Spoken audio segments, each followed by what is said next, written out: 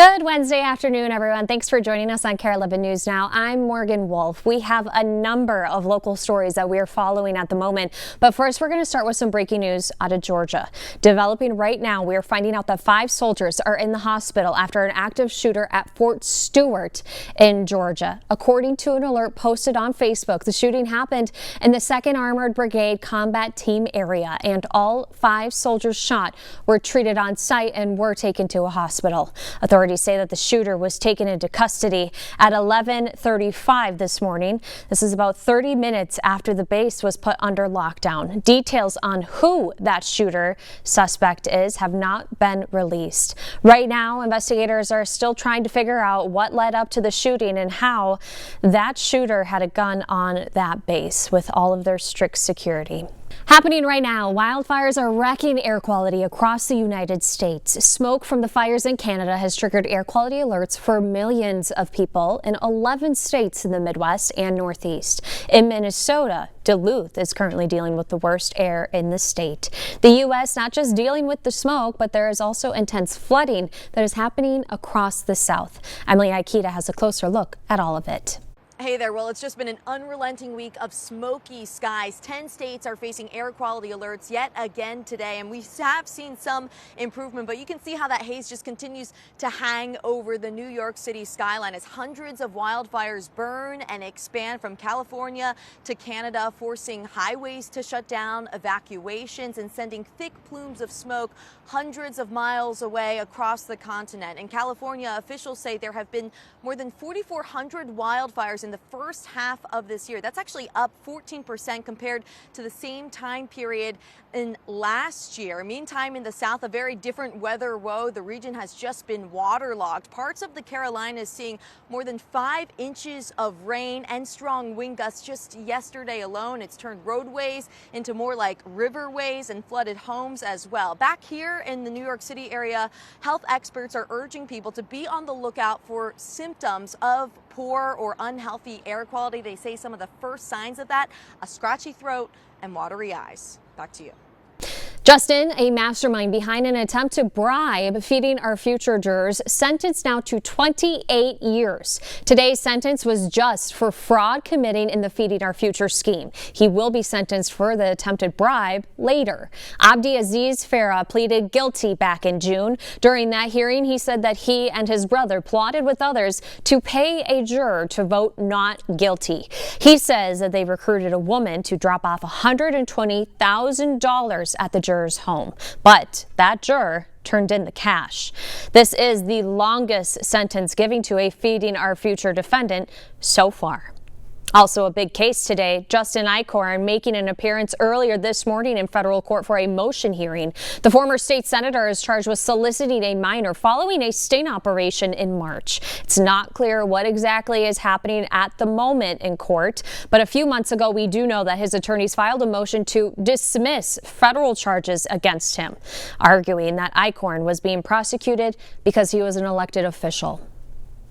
A major escalation today in the Texas lawmaker standoff. Governor Greg Abbott asking the state Supreme Court to kick the leader of the Texas House Democrats out of office. Abbott saying, quote, "A legislator who does not wish to perform his duties will be stripped of them." Now, several other Texas Democrats left their state to avoid voting on a controversial redistricting plan that is backed by President Trump. It could create up to 5 new Republican seats in Texas. The Trump-Abbott gerrymander is a test case for the rest of the country. What Republicans are trying to do in Texas is a model for other red states to lie, cheat, and steal their way to victory. That was Minnesotan Democratic National Committee Chair Ken Martin appearing alongside some Texas Democrats who fled to Illinois this weekend. He and his party colleagues clearly ready to battle this thing for the long haul. Our Jessica Hart has a closer look at the impacts gerrymandering could have on the country. Words have power. We have an opportunity in Texas to pick up 5 seats. We have a really good governor, and we have good people in Texas. And I won Texas. I got the highest vote in the history of Texas, as you probably know.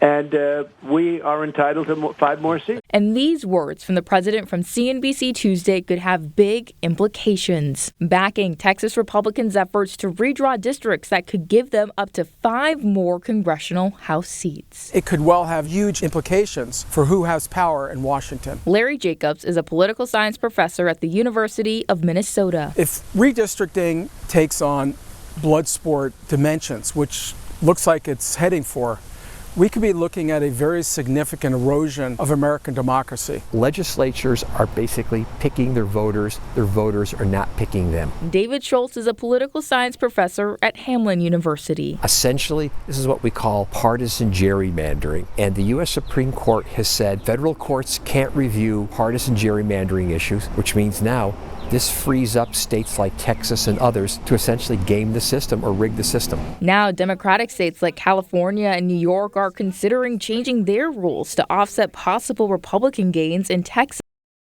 win. This is really about power and who gets to make decisions in Washington.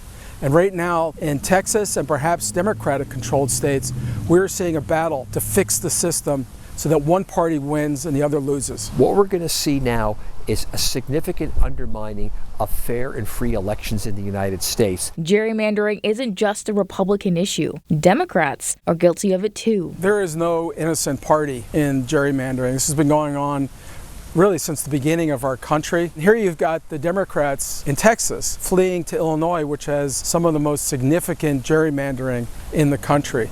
Call that irony. Democracy, a word that founded our country, a word these experts feel could get lost. It's now both sides saying, it's ours, we get to do whatever we want. That is not what democracy is about. Democracy is supposed to be about compromise and negotiation. Happening right now, Robert F. Kennedy Jr. announced that the Department of Health and Human Services is canceling 22 vaccine development projects. The halted projects totaling $500 million. Now, they sought to develop vaccines to fight respiratory issues and viruses.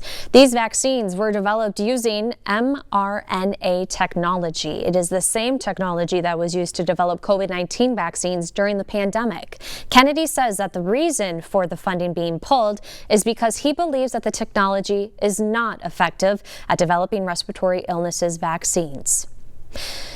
Kelly Mack, the actress known for her role in the horror drama series The Walking Dead and Fox 9/11, has died at the age of 33. Kelly's sister announced on social media that the actress passed away peacefully, surrounded by family in her hometown of Cincinnati. Her departure comes only months after she said that she was diagnosed with a brain tumor that impacts the brain, of course, and the spinal cord. New this afternoon, India getting hit with an additional 25% tariff on any goods coming into the U.S. The executive order from President Trump says that it is because of India's oil imports from Russia. The tariff will be on top of another 25% tariff on the country set to take effect tonight. In the meantime, the U.S. Special Envoy Steve Witkoff is meeting in person with Russian President Vladimir Putin. Witkoff is trying to secure a peace deal between Russia and Ukraine before Friday. We are expecting details of that meeting soon, so stay with us here on Kare 11. Now, if that deal doesn't happen, though, Russia will be hit with a major tariff from the U.S. and also sanctions. And any country that uses Russia oil will also face sanctions. NBC's Keir Simmons is in London with the latest.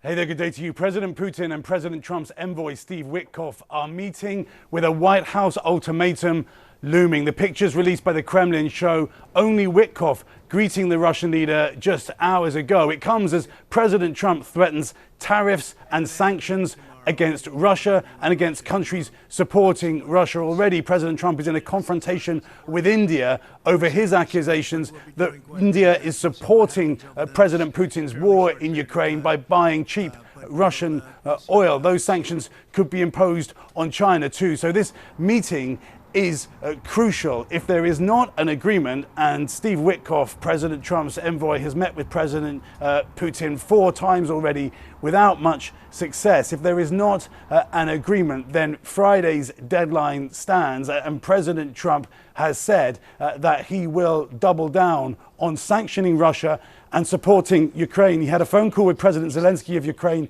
just yesterday in which they talked about supplying weapons to Ukraine funded by Europe and Britain. President Trump says Russia has lost a staggering 112,000 soldiers just this year. The White House will be calculating that Putin cannot sustain that, even as he signals he will keep fighting. Keir Simmons, NBC News. Today marks 80 years since the U.S. dropped the world's first atomic bomb on Japan's city of Hiroshima. The bombing on August 6, 1945, killed around 140,000 people. 3 days later, the U.S. dropped the second bomb on Nagasaki, killing thousands more. The Japanese city marked the anniversary earlier this morning with a ceremony at the Hiroshima Peace Memorial Park with remaining survivors in attendance. But many are frustrated about the increasing support for nuclear weapons as a method of deterrence. Hundreds gathered in protest today in Hiroshima. Now, as we are going on our way to break, you need to check this out. You're taking a live look right now at the eruption of Kilauea volcano in Hawaii. You can see the lava just flowing into the air and down into the ground from this massive crater. This eruption started very early this morning, sending fountains of lava up to 300 feet in the air. And you can take a look when it started too. Here is more of a close-up of it, just that eerie red glow coming from the molten rock as it's filling the crater there. This is the 30th time Kilauea has erupted this year. Right now, there are no immediate dangers to the island and people that live there. However, some communities near that volcano may see volcanic ash and volcanic glass. Sure is interesting. Stick with us for more news and weather coming up after the break.